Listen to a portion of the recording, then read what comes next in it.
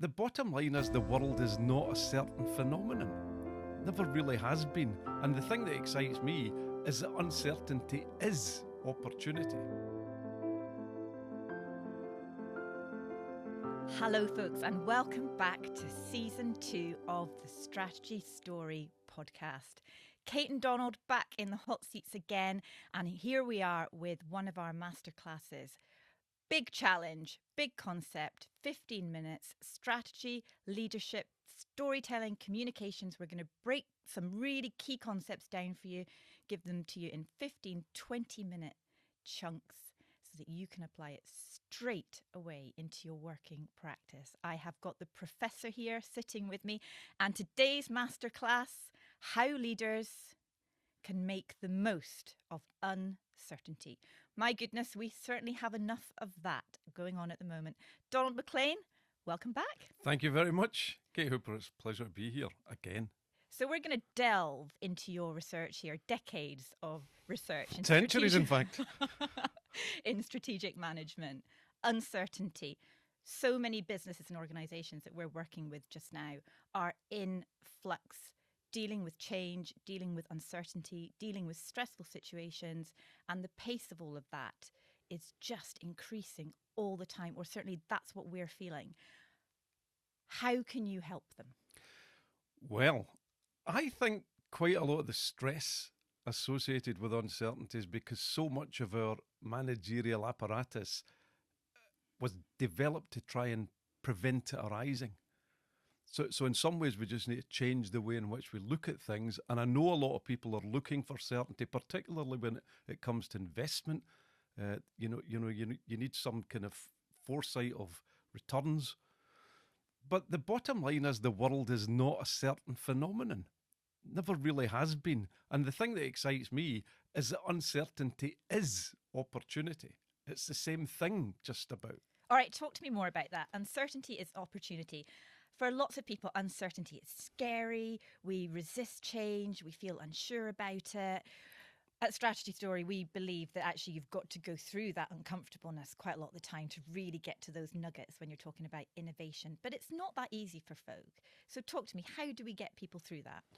Well, first of all, you can't have novelty without uncertainty.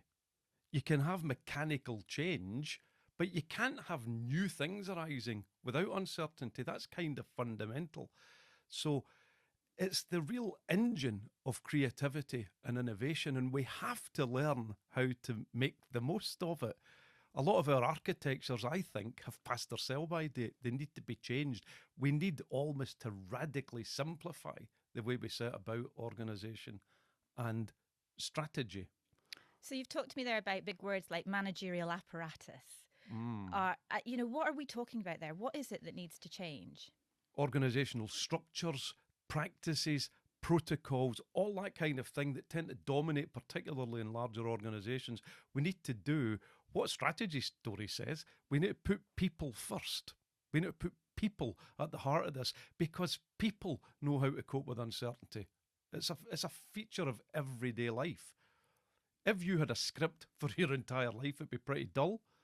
We seem to still operate in organisations as though things should be scripted. And that's nowhere truer than a lot of strategy, where strategy is first developed as a big plan, and then it's usually handed over to other people to execute or implement, i.e. to act in accordance with the plan.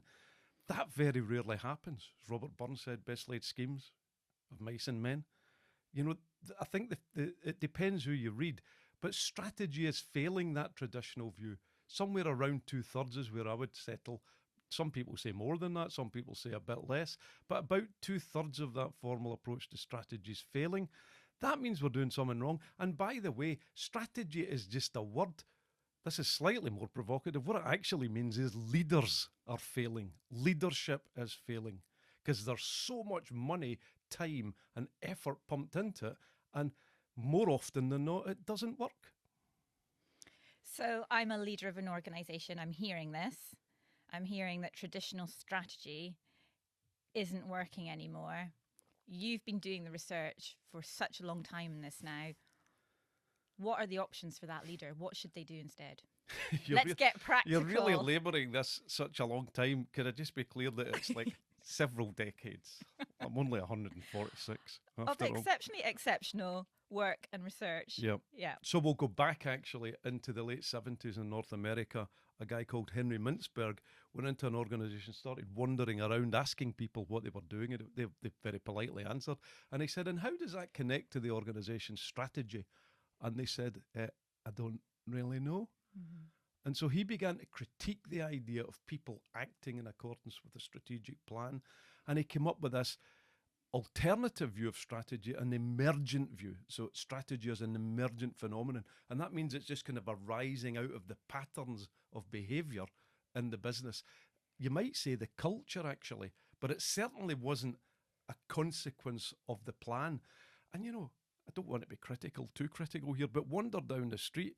Think of all the strategies that are out there at the minute, launched by government or local organisations. Wander up to anybody and say, so how does what you do on a daily basis for your work tie into the strategy that we've got for this region? I think people would struggle to answer that. And so what's going to help them not struggle to answer that? Or what's going to help a strategy actually work then?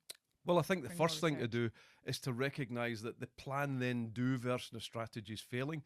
Second thing to do is to take really seriously this notion of emergent strategy, of strategy as an emergent thing.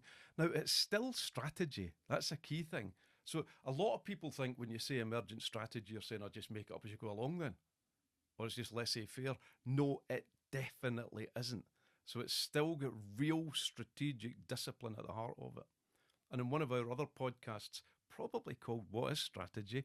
Yeah. We go back to what a strategy is really about. And there are 3 or 4 key things. A really sharp, focused ambition or statement of intent. Making the most of capabilities that you've cultivated over a long period of time and you're really, really good at. Making the most of free energy in the environment and how that's going to change through foresight, and then hopefully timing and a little dash of genius. That's what makes a strategy. Now, that is still the case in emergent strategy. The key thing is that rather than it being constrained like a bird in a cage, it's a bird in flight. And so these things, think of them almost as people in a dance. They're dancing around one another all the time. Now, I just want to pick up on something because we've been working together for 10 years, which still blows my mind, to be honest, that it's been so long.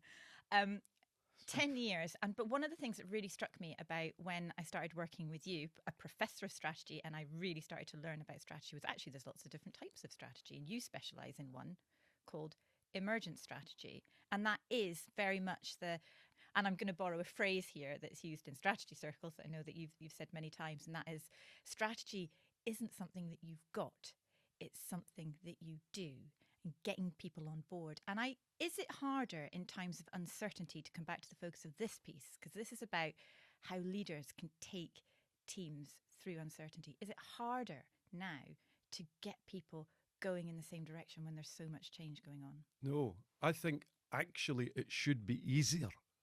So the whole point of strategy is it's meant to help get people through difficult and uncertain situations.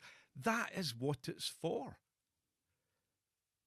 So it's a kind of mystery that people are struggling with this at the moment. What it does mean is that you can't have a really detailed plan any more than you could script a football match. I mean, that'd be nonsense.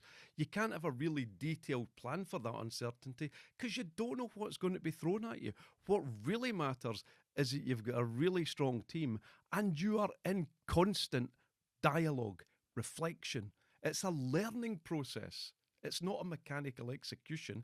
It's a learning together process. And I think a lot of us kind of know that in different zones of our life, but we seem to forget it when it comes to organisations. And so much, and I have to say the larger the organisation, the worse it seems to be, they think that the strategy is the document. Strategy is something that people do. If it's not a behaviour, it's almost completely worthless.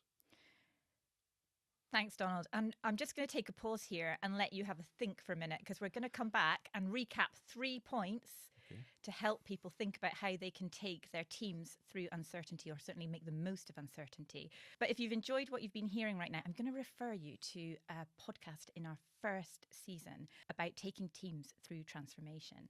Have a listen to that. And Donald goes into a lot more detail about a few steps that you can do. Okay, Donald, back to you. How leaders can make the most of uncertainty. 3 takeaways. Okay. I think the first thing is to forget about strategy being a fixed thing. Not a noun, it's a verb, it's a process. And so I used the analogy of a dance. You've got intent, foresight, capability, all dancing around one another. Another great analogy is a conversation. Conversations are emergent processes. So what that means is you need to stay in real touch with one another, talk, reflect, learn together, and plan together. But it all changes all the time. Great. Number 2. Set a pace and a rhythm to these conversations. Don't give up on targets. A lot of self-discipline is necessary, in exactly the same way that you would if you were engaged in any kind of voluntary team sport, for example. It's not laissez-faire. Be disciplined, keep in touch, keep changing things. And number 3. Number 3 is keep it real, right? Don't get too hung up on big words and constructs. Share actual experience, what's actually happening. So that has to be at the heart of this conversation with purpose. How do we do that? Tell stories about surprises. That's what good stories are about, surprising plot twists, the opposite of a mechanical implementation process.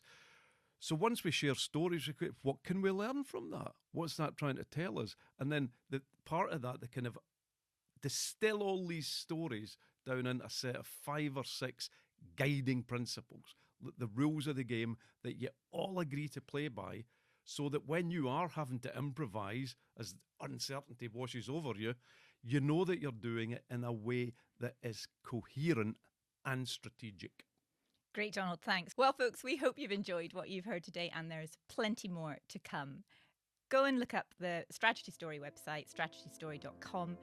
Check out our YouTube channel and follow our podcast, the Strategy Story podcast. Thank you for listening.